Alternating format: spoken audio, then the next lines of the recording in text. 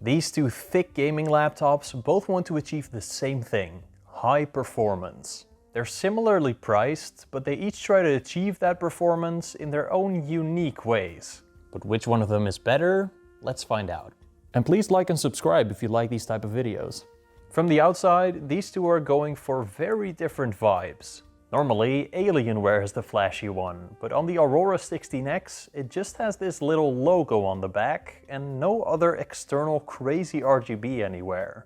Meanwhile, the STRICKS wants you to know it's a gaming laptop, with an RGB strip at the very front. They're also both built a little differently. The STRICKS has pretty good build quality, having a metal top lid, but mostly being plastic everywhere else. It's not cheap plastic though, and it feels very sturdy. But the Aurora is a whole different story. With a fully metal body from the outside, it isn't a stretch to say that this thing could probably stop a bullet. Weirdly enough, that doesn't make it any heavier though. I mean, they are both heavy laptops, but they weigh about the same. The STRICKS is a tiny bit thicker, but they're essentially the same. So I wonder which one has better cooling. Well, just by looking at their specs, I think the STRICKS. These are the highest spec models for both of these laptops, and you might notice the GPU difference and that their CPUs are Intel versus AMD. For some baffling reason, Alienware limited the Aurora 16X to an RTX 5070. Maybe its cooling system just couldn't handle anymore.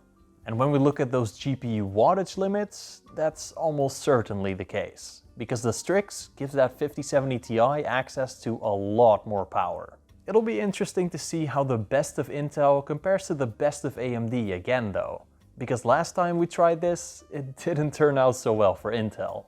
Before you start typing that angry comment saying this comparison isn't fair, these two laptops with these specs are priced very closely.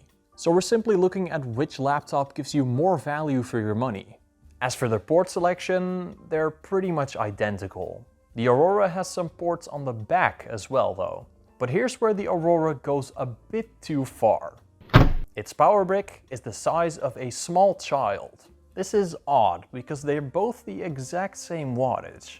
Well, Asus is using a gallium nitride charging brick, which makes it considerably smaller than the older technology that Dell is using here. They both do support USB-C charging as well though, so you could always just use a smaller brick if you want to move around a lot. But just remember that you won't get full performance if you're charging it through USB-C. Alright, onto their keyboards. The Aurora has a single zone RGB backlight, so you do have some customizability, but the STRICKS has a per key RGB backlight, which gives you access to a lot cooler looking effects. Here's how their keys compare.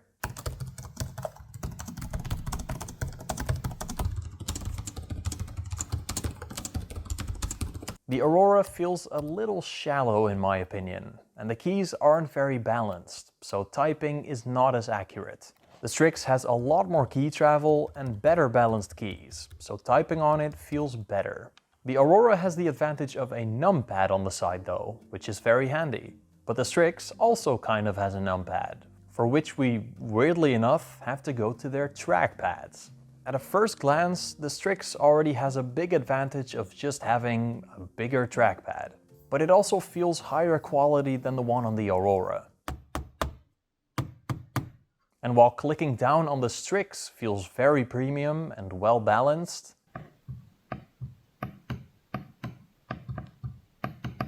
the Aurora feels like you're using one of those Chinese fake phone toys.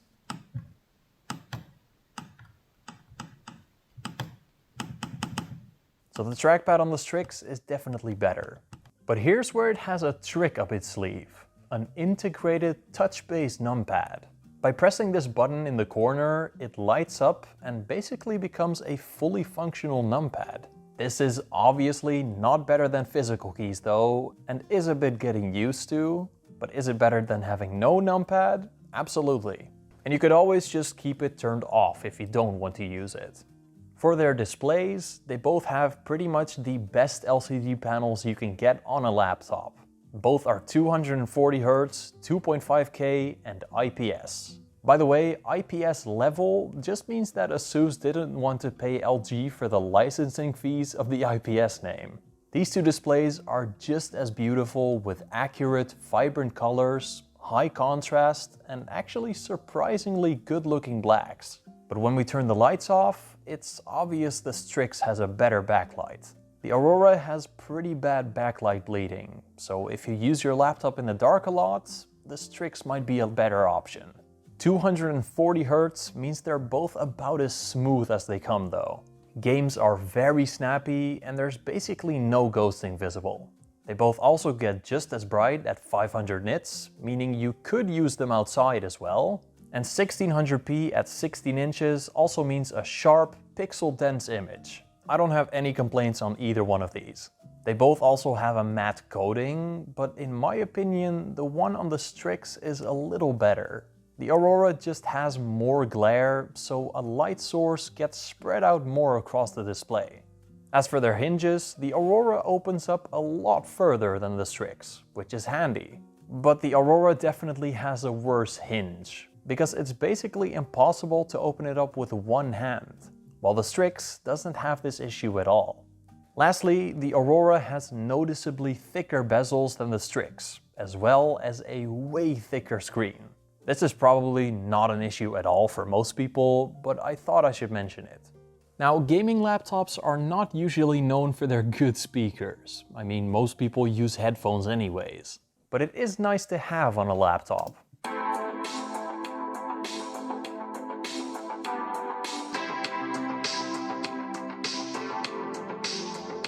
Here, they're actually really close. They both have pretty okay speakers, but they're each good in their own way. The Aurora has more clarity, but is completely lacking in bass, while the STRICKS sounds less clear, but has a lot more bass, so it sounds more full and it definitely gets louder. Both of them are good enough, but I personally prefer the STRICKS here.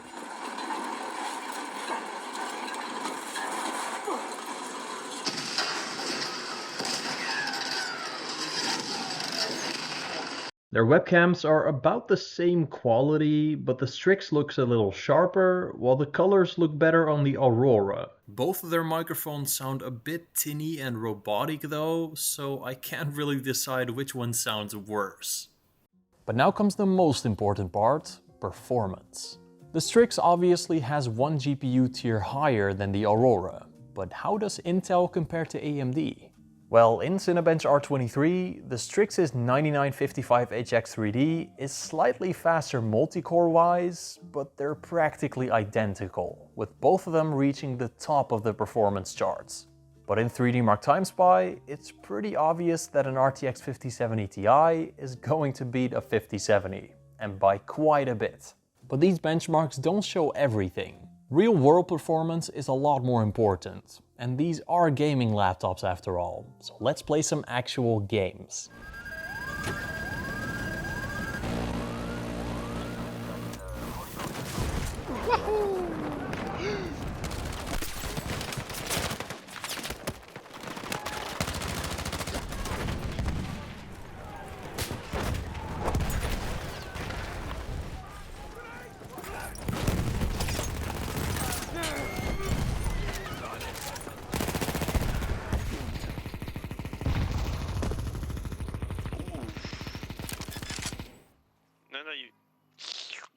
Paco, you are teaching. The last one is...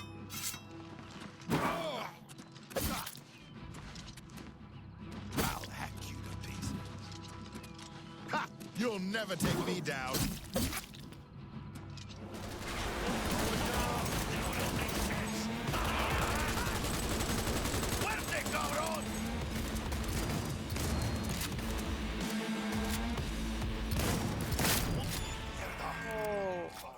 What did you do, man?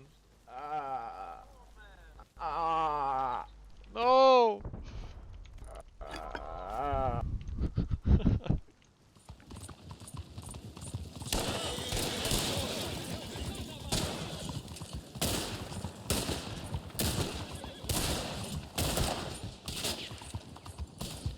Alright, to nobody's surprise, the laptop with the faster GPU is faster. In GPU-intensive games, the STRICKS is very consistently more than 30% faster, which really is a noticeable uplift in performance. In Oblivion, the Aurora constantly had issues, which made it run a lot worse, but that's more than likely the game itself. But in Rust, which is very CPU-intensive, the difference was massive. Because this is one of the few games that really takes advantage of that 3D V-cache on the 9955HX 3D. There aren't a huge amount of games that take advantage of it, but the ones that do profit massively.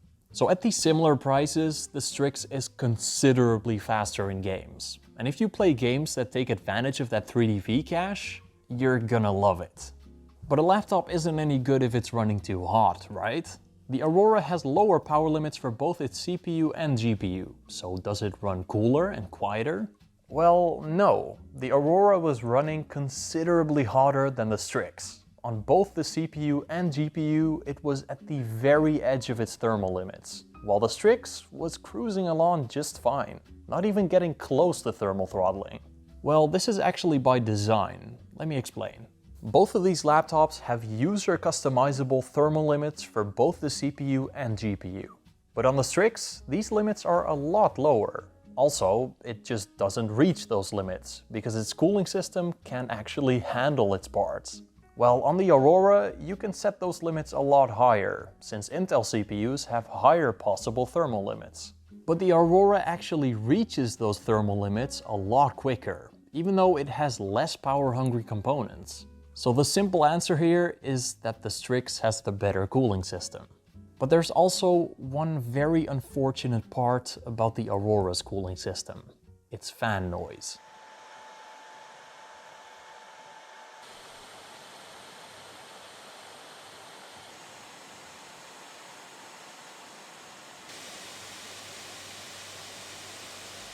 It has an incredibly annoying high-pitched whine. Even at lower RPMs, it sounds like a bad turbo on a Toyota Supra. If you are sensitive to noises like this, you're not gonna like the Aurora very much. But what about their battery life?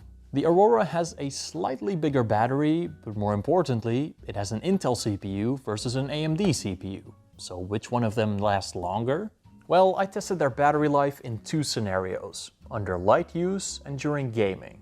In the light use test, I played a YouTube video until both of them died with their displays at 80% brightness, at 60 Hz, and with their dedicated GPUs turned off. Yeah, they both kind of suck at this. Both of their CPUs are made for power, not for efficiency. Most laptop chips have some efficiency cores that use less power but are a little slower, which they use on battery. But both the Ultra 9 275HX and Ryzen 9 9955HX 3D have zero of any kind of efficiency cores, so their battery life sucks. You don't expect a Lamborghini to be efficient, do you? And in the gaming test, I played Battlefield 1 until their batteries died, with the same settings as before. And let's cut the bullshit. If you want to play games on battery on the go, do not buy a gaming laptop. Buy a gaming handheld. Now, modern laptops usually suck in terms of upgradeability, but these guys are pretty thick, so do they have more room for modular parts? Luckily, yes, they do. Both of them have two SODIMM slots, so you can very easily upgrade their RAM. They both also have two M.2 SSD slots, so storage upgrades are very simple. And they also have Wi-Fi card slots, which could be handy in the future. So if you want to run these things with 96 GB of RAM, go ahead. But the deciding factor for these guys is their pricing. The Strix G16 simply has higher specs. So how much more expensive is it? Well, the Aurora itself is pretty damn expensive. At almost $2,400, it is one of the most expensive RTX 5070 gaming laptops on the market. But the Strix G16, with that one tier GPU higher, is only $250 more. And if you don't necessarily want that fast of a CPU, you can get the non-3D AMD chip, which makes this laptop considerably cheaper than the Aurora, even though it has a faster GPU. I'll put links for both of these in the description below, by the way. The Strix G16 is already one of the cheaper options in most laptop categories. So with it having one GPU tier higher and still being cheaper than the Aurora, that's pretty bad. Which brings us to our much needed conclusion. Which one of these is more worth it? The Strix G16 or the Aurora 16X? Well, obviously I'm gonna have to go with the Strix G16. It is more than 30% faster in your average game, and in games that utilize that 3D V-cache, it's more than 50% faster. They have pretty much the same displays, but the Strix stays cooler and is way quieter. Yes, the Aurora has leagues better build quality, I mean it's an absolute tank, but 30% more performance for only $250 more? I'll take that deal any day of the week. And remember, you can just get the non-3D version of the Strix G16 and it'll have a 5070 Ti and still is cheaper than the Aurora. Unfortunately, most of Alienware's money goes to that fancy logo on the back. I mean, it's no secret that Alienware products have a pretty big tax on them. And to me personally, performance always goes above brand loyalty. Now let me give a huge shout out to my YouTube members. Soundwife, Thomas, Inky, Mr. Frosty Dude, Dropzone1, Martijn Snijkers, Flimsy, Aki, Disco Valente, Mr. Nuke, Sebastian, Christian Sands, Real Elf, Eric the Rad, Wesley Rhodes, Michael, Ghost Data, Anu Gadar, Abdullah and Madepiece. If you become a YouTube member, you get early access to content of mine, a shout out at the end of every video, and you'll also be supporting me as a creator to make these videos. And of course, you'll also be part of the Cool Guys Club, so you can use cool emojis like these in the comment section. So join the club if you're interested. And I will see you all in the next video. Bye bye.